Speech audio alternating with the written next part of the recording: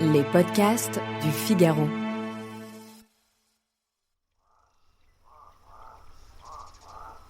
La lande de l'Essai est une des plus considérables de cette portion de la Normandie qu'on appelle la presqu'île du Cotentin. Pays de culture, de vallées fertiles, d'herbages verdoyants, de rivières poissonneuses, le Cotentin, cette tempête de la France, cette terre grasse et remuée, a pourtant, comme la Bretagne, sa voisine, la pauvresse au genêt, de ces parties stériles et nues où l'homme passe et où rien ne vient, sinon une herbe rare et quelques bruyères bientôt desséchées.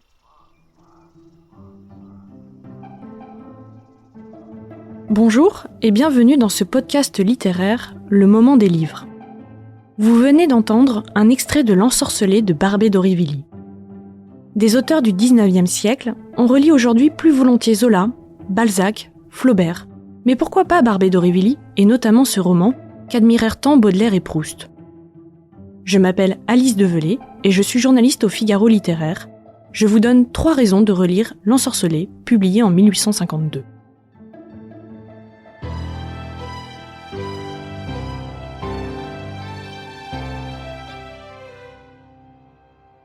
D'abord, lire ce roman de Barbey d'Aurevilly, c'est faire un rêve lucide.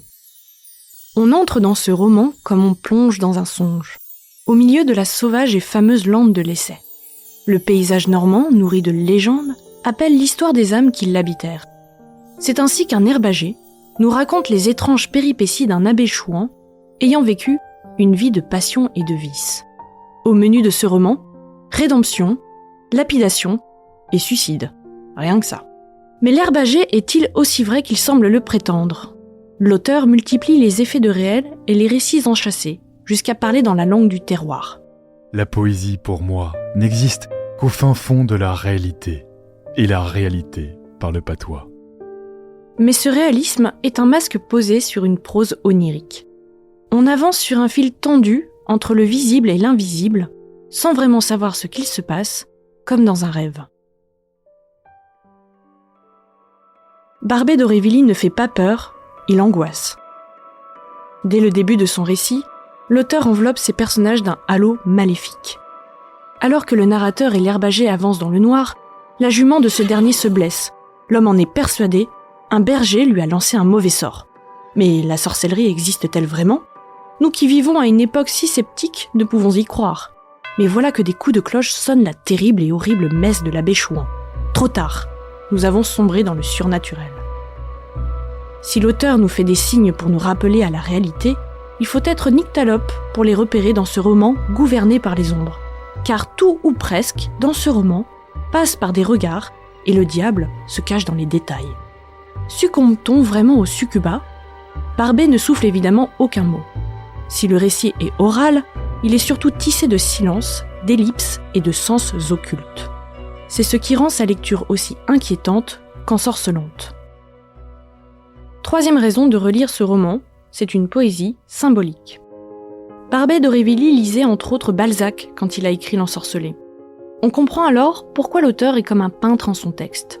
Quelque peu esthète, il s'attarde sur l'étude des caractères de ses personnages pour mieux leur donner une épaisseur. Enfin, cela ne mange jamais et n'ont pas l'air d'avoir de cœur, ce qui est étonnant dans un roman qui parle de la violence des passions et des pulsions.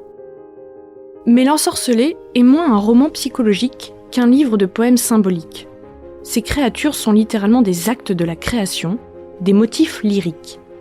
Jeanne Le Hardoué, personnage féminin principal de ce roman, est une sorte d'Ophélie, quand l'affreux et magnifique abbé Chouan ressemble étrangement à un personnage de Byron. Par leur prisme se dessine le désespoir de l'écrivain pour son temps et son goût pour le passé, source divine de vie et de poésie.